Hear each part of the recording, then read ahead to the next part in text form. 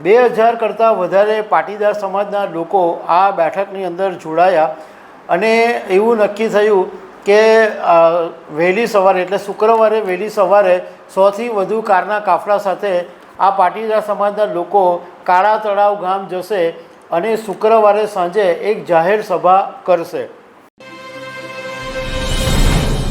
ભાવનગર જિલ્લાના વલભીપુર તાલુકાના આવેલા કાળા તળાવ ગામમાં એક વૃદ્ધ ખેડૂતને મારવાની ઘટના બની અને એના પડઘા સુરતમાં પડ્યા છે।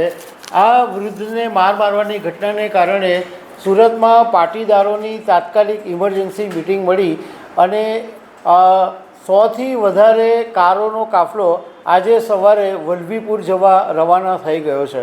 તો આના વિશે હું તમારી સાથે વાત કરીશ। મારું નામ રાજેશ શાહ છે અને તમે જોઈ રહ્યા છો ગુજરાતના સૌથી મોટા ડિજિટલ ન્યૂઝ પ્લેટફોર્મ ખબરછે.com। ભાવનગર જિલ્લાના વલભીપુર તાલુકાની અંદર કાળા તળાવ કરીને એક ગામ છે અને આ ગામની અંદર અરજણ દિયોરા નામના એક ખેડૂત રહે છે।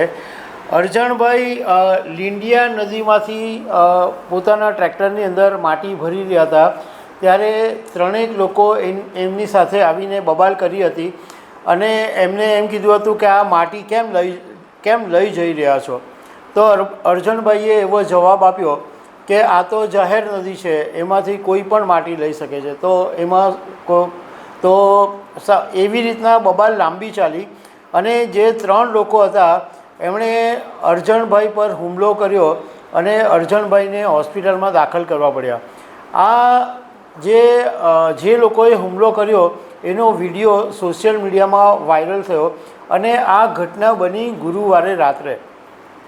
હવે આ ઘટના જેવી સમાચાર ફેલાયા અને સુરતમાં આ વાતની ખબર પડી। હવે અરજણભાઈ દિયોરા છે એમના 3 દીકરાઓ સુરતમાં જ રહે છે એટલે આ વાતની જ્યારે ખબર પડી તો સુરતના પાટીદાર સમાજની અંદર ઘેરા પ્રત્યાઘાત પડ્યા અને ગુરુવારે રાત્રે જ પાટીદાર સેવા સંઘના નેજા હેઠળ એક ખાનગી ફાર્મ હાઉસની અંદર પાટીદાર સમાજની બેઠક મળી અને લગભગ 2000 કરતાં વધારે પાટીદાર સમાજના લોકો આ બેઠકની અંદર જોડાયા અને એવું નક્કી થયું કે વહેલી સવારે એટલે શુક્રવારે વહેલી સવારે 100થી વધુ કારના કાફલા સાથે આ પાટીદાર સમાજના લોકો કાળા તળાવ ગામ જશે અને શુક્રવારે સાંજે એક જાહેર સભા કરશે।